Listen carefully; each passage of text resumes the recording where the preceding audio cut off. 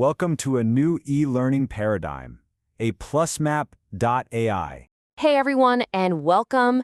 So if you're an AP Econ student, you've probably drawn this graph, about a million times. But let's be real for a second. Did anyone ever actually explain why that marginal revenue curve is always lurking below the demand curve? Well, today we are going to dig into that with just a little bit of math. And don't worry, it's not scary, I promise. Stick with me and you'll get a tool that's going to be a huge help on your exam. You know the rule. You've memorized it for your Monopoly graphs. You sketch out the demand curve, and then, almost on autopilot, you draw another line below it, make it steeper, and label it MR. But have you ever hit pause and just wondered, why? I mean, why isn't it parallel? And why is it specifically twice as steep? Figuring that out is the key to really, truly getting it. And that's exactly what we're here to do. We are going to crack this code together. And this isn't just about some abstract math for the sake of it. No way. This is about giving you a serious advantage. It's about helping you draw perfect graphs with confidence every single time and just crush those tricky FRQs. Okay, so to crack that code, we got to start with the big picture. Before we even think about numbers or equations, let's set the stage and figure out why this relationship is so important for any company that has a downward sloping demand curve. You know, like a monopoly. So why bother with all this? Well, because when you master this, you can draw those graphs accurately without even thinking about it. You'll know exactly where the MR curve is supposed to hit the axis. You'll work into those multiple choice and free response questions feeling way more confident. And maybe most important of all, you'll finally understand the deep connection between total revenue, marginal revenue, and demand. All right, let's get down to basics. To really get marginal revenue, we have to start with a rock-solid understanding of demand and total revenue. Think of these as our essential building blocks. Everything kicks off with this standard linear demand equation. You've seen this a bunch. P equals A minus BQ. So P is your price, Q is your quantity, A is just the price intercept, what the price would be if you sold nothing, and B, that's just the slope of the line. Simple enough, right? And total revenue? This is probably one of the easiest concepts in all of econ.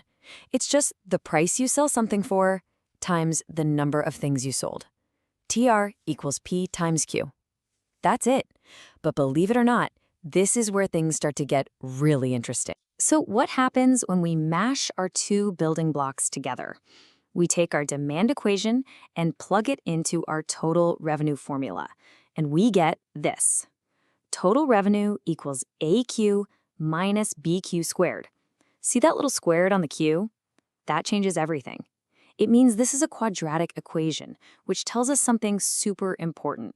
The total revenue curve isn't a straight line at all. It's actually an upside-down U shape or a parabola. It goes up, hits a maximum point, and then starts to come back down.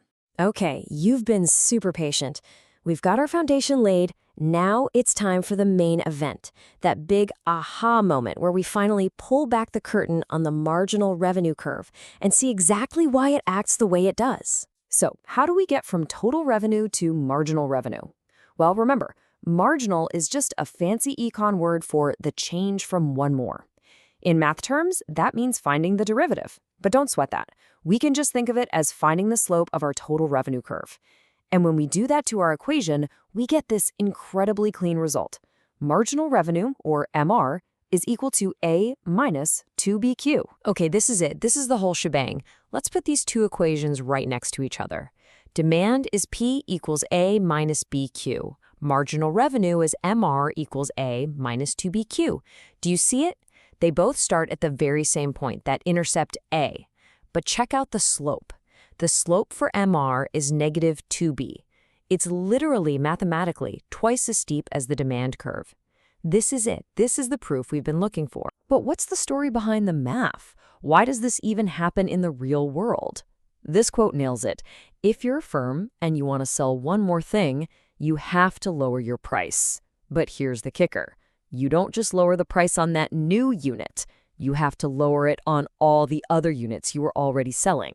So that price cut you take on all the previous units means the extra cash you get, your marginal revenue, is always going to be less than the price of that new item. Now, let's put it all together and see how these equations we just figured out create that classic graph you've been drawing all semester. It's time for the visual payoff. And there it is, the whole family, all on one graph. Look at that top panel. You've got your downward sloping demand curve, and right below it, starting at the same place but diving down twice as fast, is our marginal revenue curve. Now, do me a favor. Find where MR hits 0 on that horizontal axis and trace a line straight down. What do you see? You're at the absolute peak of the total revenue curve. This one picture ties everything we've just talked about together perfect. Let's break down exactly what we're looking at. First, see how both demand and MR kick off from the same price intercept, our friend A? Second, you can see clear as day that MR is steeper, which is why it's always below the demand curve. And third, and this is a pro tip for your drawings, look where MR hits the quantity axis. It's at the exact spot where total revenue peaks, and that point, it is precisely halfway to where the demand curve hits the axis. That's not a coincidence, it's a direct result of that 2b in our equation. So, how does knowing all this actually give you an edge on the AP exam? I mean, theory's cool, but applying it is what scores points. Let's make this real with a concrete example. Let's use some actual numbers here. Let's say our demand equation is P equals 100 minus 2Q, okay? Using our new rule, we can find the MR equation in a snap. The intercept A is 100. The slope B is 2. So MR has to be 100 minus 2 times 2, which is 4Q. Now check out the intercepts on the quantity axis. For demand, you hit the axis at a quantity of 50. And for MR, bam, it hits at 25, exactly half. And guess what happens at a quantity of 25? That's where MR is 0, and it's where your total revenue is at its absolute max. See, it all just clicks. So, what are the big takeaways for your exam?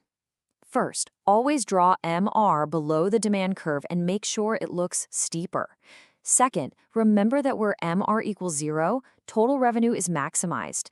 That spot is also, by the way, the point of unit elasticity on the demand curve. And finally, for your monopoly graphs, this is why you always find your profit-maximizing quantity where MR equals MC, but then you have to go straight up to the demand curve to find the price the firm will charge. So if you're going to remember just one thing from all of this, let it be this. The demand curve shows the price a buyer is willing to pay. The marginal revenue curve shows the extra money a firm actually gets. And because a price cut for one new customer means a price cut for all your old customers too, what the firm gets is always less than what that new buyer pays. And that, right there, is the simple reason MR is always below demand. So now that you know the why, here's something to think about. How would all of this change if a firm could charge every single customer a totally different price? That's a story for another time. We hope you're excited for what's next. For more learning materials, please visit aplusmap.ai.